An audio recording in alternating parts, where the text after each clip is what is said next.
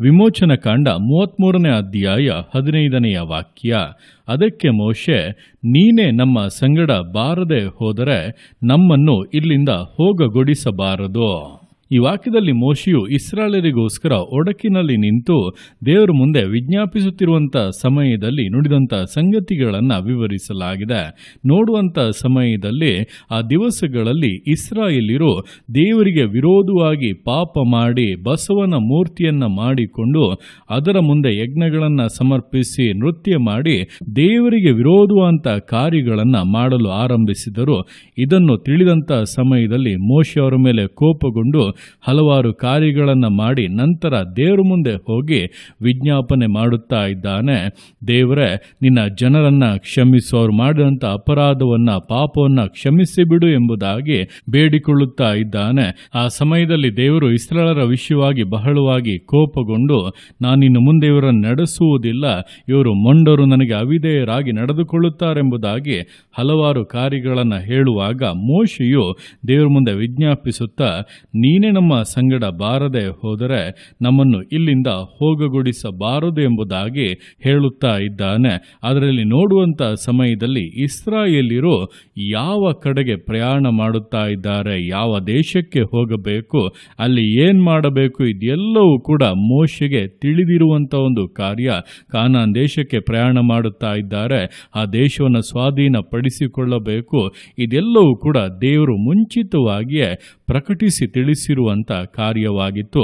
ಅದನ್ನೆಲ್ಲ ತಿಳಿದ ಮಾತ್ರಕ್ಕೆ ಮೋಶೆ ತನ್ನ ಬಲವನ್ನು ಆಶ್ರಯಿಸಿಕೊಂಡು, ತನ್ನ ಜ್ಞಾನವನ್ನು, ತನ್ನ ತಿಳುವಳಿಕೆಯನ್ನು, ಸಾಮರ್ಥ್ಯವನ್ನು ಆಶ್ರಯಿಸಿಕೊಂಡು ಕಾರ್ಯಗಳನ್ನು ಮಾಡುವುದಕ್ಕೆ ಮುಂದಾಗದೆ ದೇವರನ್ನು ಆಶ್ರಯಿಸಿಕೊಂಡು, ದೇವರೇ, ನೀನೇ ನಮ್ಮ ಸಂಗಡ ಬಾರದೆ ಹೋದರೆ ನಾವು ಈ ಸ್ಥಳದಿಂದ ಒಂದೇ ಒಂದು ಹೆಜ್ಜೆಯನ್ನು ಕೂಡ ಇಡುವುದಕ್ಕೆ ಸಾಧ್ಯವಿಲ್ಲ, ನಾವು ಇಡುವುದಿಲ್ಲ, ನೀನು ಬರದೆ ಹೋದರೆ ಈ ಪ್ರಯಾಣ ಮುಂದುವರಿಯುವುದಿಲ್ಲ ಎಂಬುದಾಗಿ ದೇವರ ಮುಂದೆ ಅರಿಕೆ ಮಾಡಿ ಪ್ರಾರ್ಥಿಸುತ್ತಾ ಇದ್ದಾನೆ. ಅವನ ಪ್ರಾರ್ಥನೆಯನ್ನು ಕೇಳಿದಾಗ ದೇವರು ಮನಮರುಗಿ ಮೋಶೆಯ ನಿಮಿತ್ತ ಇಸ್ರಾಯೇಲ್ ಜನರನ್ನ ಪುನಃ ಮುನ್ನಡೆಸುವಂತೆ ಕನಿಕರ ಪಟ್ಟು ಕಾರ್ಯಗಳನ್ನು ನೆರವೇರಿಸಿದರು.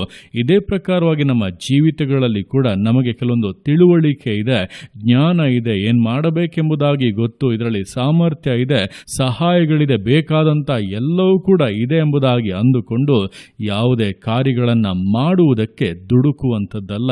ದೇವರು ಹೇಳಿದಂಥ ವಾಗ್ದಾನಗಳ ವಿಷಯವಾಗಿ ಕೂಡ, ದೇವರು ನಮಗೋಸ್ಕರ ಇಟ್ಟಿರುವಂಥ ಆಶೀರ್ವಾದಗಳ ವಿಷಯವಾಗಿ ಕೂಡ ನಾವು ದೇವರಿಗೋಸ್ಕರ ಕಾದಿದ್ದು ಆತನ ಜೊತೆಗೆ ಆ ಕಾರ್ಯಗಳಲ್ಲಿ ಹೆಜ್ಜೆ ಇಟ್ಟು ಅದನ್ನು ಸ್ವಾಧೀನಪಡಿಸಿಕೊಳ್ಳುವಂಥದ್ದು ಬಹಳ ಬಹಳ ಮುಖ್ಯವಾದದ್ದು. ದೇವರಿಲ್ಲದೆ ನೀವು ಎಲ್ಲೇ ಹೆಜ್ಜೆ ಇಟ್ಟರೂ ಕೂಡ, ದೇವರನ್ನ ಬಿಟ್ಟು ನೀವು ಯಾವ ಕಾರ್ಯವನ್ನು ಮಾಡುವುದಕ್ಕೆ ಮುಂದಾದರೂ ಕೂಡ ಅಲ್ಲಿ ಸೋಲುಗಳಿಗೆ, ನಷ್ಟಗಳಿಗೆ, ಎಲ್ಲಕ್ಕಿಂತ ಮುಖ್ಯವಾಗಿ ಸೈತಾನನು ಬಂದು ಜೀವಿತವನ್ನೇ ಹಾಳು ಮಾಡಿಬಿಡುವುದಕ್ಕೆ ಕಾರಣವಾಗಿ ಬಿಡುತ್ತದೆ.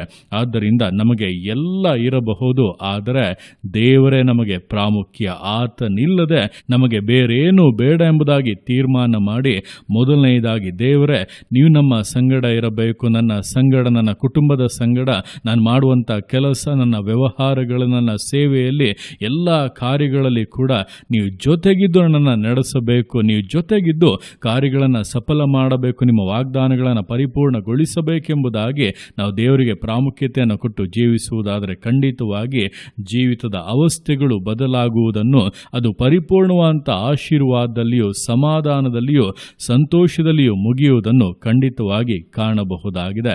ಆದ್ದರಿಂದ ಈ ದಿವಸಗಳಲ್ಲಿ ನಮಗೆ ಏನೇ ತಿಳಿದಿದ್ದರೂ, ನಮಗೆ ಏನೇ ಸಾಮರ್ಥ್ಯ ಇದ್ದರೂ, ನಮಗೆ ಎಷ್ಟೇ ಕಾರ್ಯಗಳನ್ನು ಮಾಡುವಂಥ ಬಲ ಇದ್ದರೂ ಕೂಡ ದೇವರು ನಮ್ಮ ಸಂಗಡ ಬಾರದೆ ಹೋದರೆ ಒಂದು ಹೆಜ್ಜೆಯನ್ನು ಕೂಡ ಮುಂದೆ ಇಡದೆ ದೇವರಿಗೋಸ್ಕರ ಕಾದಿದ್ದು ಭಿನ್ನಯಿಸಿ ಆತನ ಕರುಣೆಯನ್ನು ಹೊಂದಿದವರಾಗಿ ಆತನೊಂದಿಗೆ ಜೀವಿತವನ್ನು ನಡೆಸುವಂಥದ್ದು ಬಹಳ ಪ್ರಾಮುಖ್ಯ ಎಂಬುದನ್ನು ತಿಳಿದು ದೇವರ ಕರಗಳಲ್ಲಿ ಸಮರ್ಪಿಸಿ ವಿಧೇಯತೆಯಿಂದ, ದೃಢತೆಯಿಂದ, ಸಮರ್ಪಣೆಯಿಂದ ವಿಶ್ವಾಸ ಜೀವಿತಗಳನ್ನು ಮುನ್ನಡೆಸೋಣ. ದೇವರ ಕರಗಳಲ್ಲಿ ಸಮರ್ಪಿಸಿ ಪ್ರಾರ್ಥಿಸೋಣ. ಯೇಸುವೆ ಸ್ತೋತ್ರ ರಾಜ, ಕೊಟ್ಟಂತ ಈ ದಿವಸಕ್ಕೋಸ್ಕರ ಸ್ತೋತ್ರ ಕರ್ತನೆ. ಈ ದಿವಸ ನಿನ್ನ ಕರಗಳಲ್ಲಿ ಸಮರ್ಪಿಸ್ತಾನೆ. ಪ್ರತಿಯೊಂದು ಜೀವಿತಗಳನ್ನು ನೀನು ಆಳ್ವಿಕೆ ಮಾಡು, ಬಲಪಡಿಸು ಕರ್ತನೆ.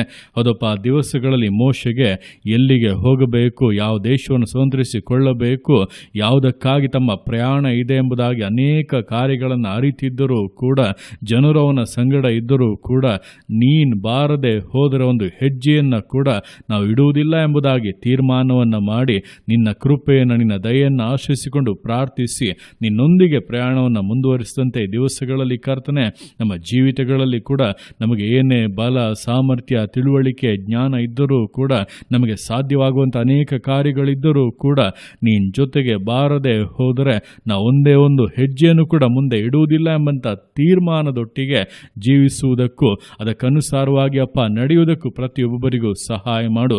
ನಾವು ಭಿನ್ನಯಿಸುತ್ತಾ ಇದ್ದೇವೆ ಕರ್ತನೆ. ನಮ್ಮ ಮಧ್ಯದಲ್ಲಿರುವಂಥ ಪಾಪಗಳನ್ನು, ನಿನಗೆ ವಿರೋಧವಾದಂಥ ಕಾರ್ಯಗಳನ್ನು ತೆಗೆದು ಹಾಕು. ನೀನು ನಮ್ಮ ಜೊತೆಗೆ ಬಾ ಕರ್ತನೆ. ಪ್ರತಿಯೊಂದು ಹೆಜ್ಜೆಯಲ್ಲಪ್ಪ ನಿನ್ನ ಕರ ಹಿಡಿದು ನಡೆಸು. ನಿನ್ನ ವಾಗ್ದಾನದ ಪರಿಪೂರ್ಣತೆಯನ್ನು, ಆಶೀರ್ವಾದಗಳ ಸಂಪೂರ್ಣತೆಯನ್ನು ಜೀವಿತಗಳಿಗೆ ದಯಪಾಲಿಸು. ನಿನ್ನ ಮಹಿಮೆ, ನಿನ್ನ ಪ್ರಸನ್ನತೆಯಪ್ಪ ಜೀವಿತಗಳನ್ನು ಆಳ್ವಿಕೆ ಮಾಡಿ ನಡೆಸಲಿ. ಪೂರ್ಣವಾದಂಥ ಆಶೀರ್ವಾದಗಳನ್ನು, ಮೇಲುಗಳನ್ನು ಜೀವಿತಗಳಿಗೆ ಅನುಗ್ರಹಿಸುವಂಥ ನಿನ್ನ ಪ್ರೀತಿಗಾಗಿ, ಕೃಪೆಗಾಗಿ ಅಪ್ಪ ನಿಮಗೆ ಸ್ತೋತ್ರಗಳು. ಪ್ರತಿಯೊಂದು ಜೀವಿತಗಳನ್ನು ಅಪ್ಪ ನಿಮ್ಮ ಕರಗಳಲ್ಲಿ ಸಮರ್ಪಿಸ್ತಾ ಅದನ್ನೇ ಆಶೀರ್ವದಿಸು, ಮಾನಿಸು, ಘನಪಡಿಸು.